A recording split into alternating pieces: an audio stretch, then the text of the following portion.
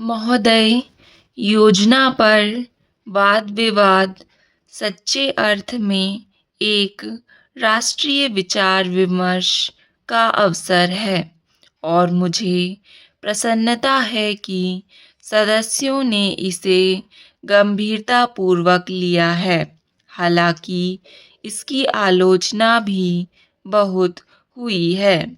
ऐसी आलोचना सुनने के हम अभ्यस्त हो चुके हैं। पहले इसका लक्ष्य योजना का विचार ही हुआ करता था। सौभाग्य से यह वह बात अब नहीं रह गई है और हम विकास की ऐसी सीढ़ी पर पहुंच चुके हैं जब मुझे आशा है कि सभी दल योजना के विचार का अनुमोदन करते हैं। कुछ ने योजना के कुछ अंशों का अनुमोदन किया है और अपनी आलोचना अनेक कार्यक्रम को लागू करने के तरीके के लिए सुरक्षित रखी है। कई सदस्य ऐसे हैं जो योजना के हमारे ढंग को बिल्कुल पसंद नहीं करते। अब यह स्पष्ट है कि हम में से प्रत्येक व्यक्ति के रूप में नहीं, बल्कि दल के प्रतिनिधि के रूप में कुछ विचारों के पक्ष में है और कार्य संचालन के किन्हीं विशेष तरीकों को पसंद करता है। हमने पर्याप्त विचार विमर्श और सोचने समझने के बाद यह निश्चय किया कि हमें किस प्रकार का योजना आयोग बनाना चाहिए और आयोग को किस ढंग से काम करना चाहिए।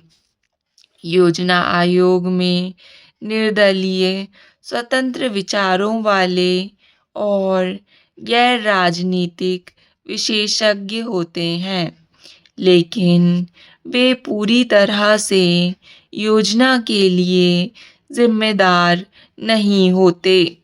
योजना का निर्माण प्रत्येक राज्य के विभिन्न स्तरों के लोगों के साथ अनेक विचार विनिमयों के आधार पर होता है और अंततः उसे अंतिम रूप देने के लिए राष्ट्रीय विकास परिषद में प्रस्तुत किया जाता है, जिसके अंतर्गत सभी मुख्यमंत्री होते हैं, जिनमें अनेक अन्य दलों के होते हैं। वे मिल बैठकर अपने विचार व्यक्त करते हैं। यह ठीक है कि इन बैठकों में मतभेद भी होता है, जो सामान्यतः योजना के तरीकों को लेकर नहीं, बल्कि अधिकांशतः इस पर होता है कि किस राज्य को कितना पैसा मिलना चाहिए। हम जानते हैं कि हमारा कोई भी ऐसा कार्यक्रम नहीं है जो हमारी पूरी जनसंख्या की आवश्यकता के लिए पर्याप्त हो। सभी समय उपलब्ध साधनों और जनता की आवश्यकता के बीच सामंजस्य के लिए प्रयास करना होता है। यह सोचना होता है कि क्या किया जाना चाहिए अथवा एक दूसरे क्षेत्र के लिए क्या किया जाना चाहिए। कुल मिलाकर यह योजना अगले 4 वर्षों के लिए प्रगति का घोषणा पत्र है। हमें कुछ अनुमान है।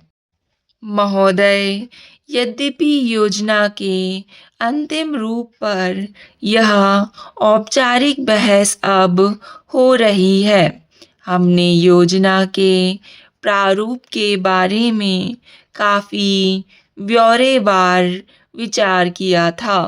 एक माननीय सदस्य ने कहा है कि योजना से ऐसा नहीं लगता कि कामों को निपटाने में तत्परता जरूरी है। मैं समझती हूँ कि योजना के प्रारूप और उसके अंतिम रूप में यही अंतर है। अंतिम रूप में हमने तात्कालिकता पर जोर दिया है, जिसका परिणाम यह है कि उसमें आज की प्रमुख समस्याओं की पहचान की गई है, जैसे बेरोजगारी या क्षेत्रीय असंतुलन अथवा अन्य ऐसी ही बातें। इनमें से कुछ समस्याओं के समाधान में कोई विलंब नहीं होना चाहिए और उन्हें तत्काल दृढ़ निश्चय के साथ हल किया जाना चाहिए। लेकिन कुछ परिस्थितियाँ ऐसी होती हैं जिनमें हमें काम करना होता है।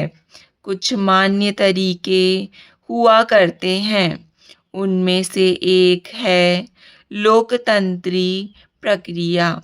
बहुत से लोग चाहते हैं कि हम कई काम एक साथ करें और इनमें से कुछ के बारे में हम सहमत भी हैं कि वे सही सही काम हैं। लेकिन हम लोकतंत्री प्रक्रिया के प्रति वचनबद्ध हैं। हम जनता की राय से काम करने के लिए प्रतिबद्ध हैं।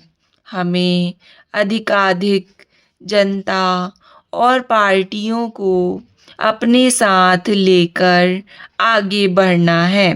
मैं समझती हूँ कि अगर इससे हमारी गति कुछ धीमी भी रहती है, तो भी हमारी प्रक्रिया को बल मिलता है और हम जो भी काम हाथ में लेते हैं, उसे बल मिलता है। दूसरा तरीका मिश्रित अर्थव्यवस्था का है, जिससे शायद कुछ लोग सहमत नहीं हैं, लेकिन जिसे हमने अपने लिए निर्धारित किया है। ऐसी अर्थव्यवस्था की अनेक त्रुटियां भी होती हैं, लेकिन हमारे देश में आज जो परिस्थिति है, उसमें हमारी सरकार हमारे पूर्ववर्तियों और आज के सहयोगियों ने यह अनुभव किया कि हमें इस तरीके को अपनाकर चलना चाहिए। मिश्रित अर्थव्यवस्था का अर्थ मेरी समझ से यह नहीं है कि कुछ समृद्ध परिवारों को इसका लाभ मिलता रहे। कृषि या लघु उद्योग जैसे अनेक क्षेत्र कमजोर वर्गों के लाभ के लिए निजी क्षेत्र में रखे गए हैं और हमारी मिश्रित अर्थव्यवस्था के अंतर्गत अपने लिए लोगों को अनेक कार्यक्रम अपने हाथ में लेने के अलावा उनमें अपने लिए काम करना चाहिए। मुझे मालूम है कि स्वाधीनता के तुरंत बाद जो स्थिति उत्पन्न हुई थी, उसका कुछ परिवारों ग्रुपों, व्यावसायिक घरानों ने निजी स्वार्थ के लिए लाभ उठाया।